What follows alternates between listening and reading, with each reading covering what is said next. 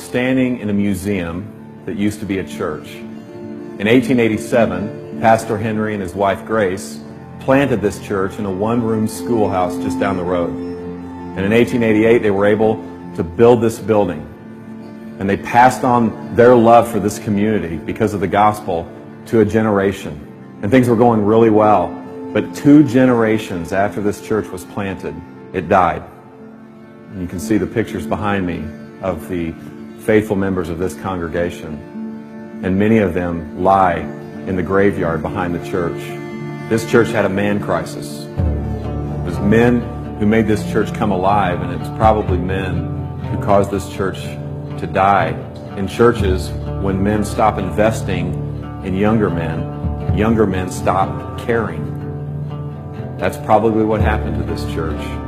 And that's definitely what's happening in our churches. Older gentlemen do not know how to finish well. They don't know how to invest. And so middle-aged men don't know how to stay married. They don't know how to stay connected to the hearts of their children. And so younger men don't even want to be men. And so younger men are prolonging their adolescence. And they're doing this residentially. Guys in their 20s and early 30s, a third of them live with their parents. That's a 100% increase in the last 20 years. They're doing it professionally. Men 18 to 42 will change jobs 11 times. They're doing it recreationally. The average age of a video game user is 35 years old. And so when these men finally stop fondling the controller, they fondle themselves. Every second of every day, $3,000 is spent on pornography. Every second. We need better men, which means we need better pastors.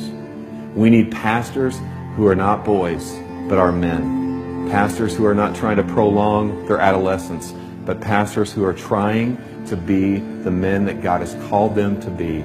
They are qualified men in their character. They are called men to serve God's church. They are determined men. They are dependent men. They are tough men. They're able to take a punch. They're able to handle circumstances. They're tender men. They're able to love their wives and love their kids and to teach their church to love their community. Tragically, the last time the gospel was preached from this pulpit to this church was 1957. 3,000 to 4,000 churches this year will close just like this church. Why? Because the story and the glory of the church becomes bigger than the story and glory of God. See, the men and women who planted this church, they actually believe this stuff.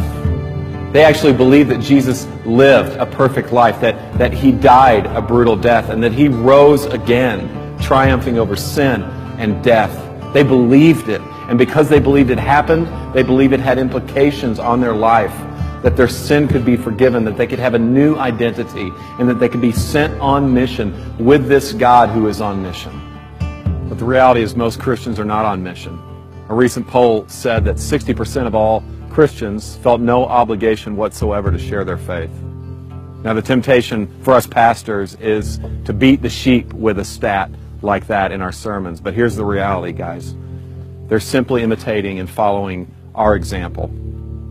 We need a glimpse of the God who is on mission. My friend Dave was meeting with a consultant who asked him this question.